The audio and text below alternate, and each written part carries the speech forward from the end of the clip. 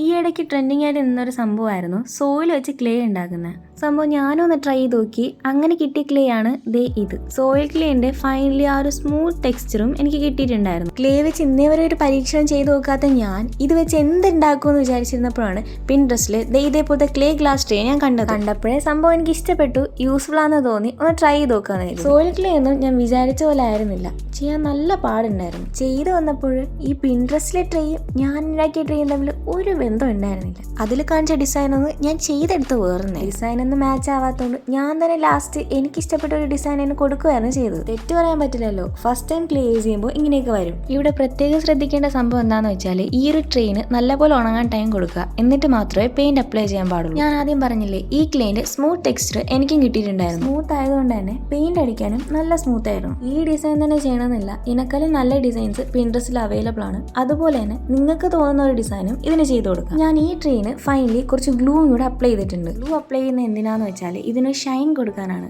അതുകൊണ്ട് തന്നെ ഈ ഒരു ഗ്ലൂ നല്ലപോലെ ഒന്ന് അപ്ലൈ ചെയ്ത് കൊടുക്കണം. ഇതൊന്ന് ഉണങ്ങി കിട്ടാനും ടൈം കൊടുക്കണം. ആ ഒരു ഗ്ലൂ കണ്ടില്ലേ, സംഭവം അടിപൊളിയാണ്. ട്രൈ ചെയ്ത് നോക്കണേ. ബൈ.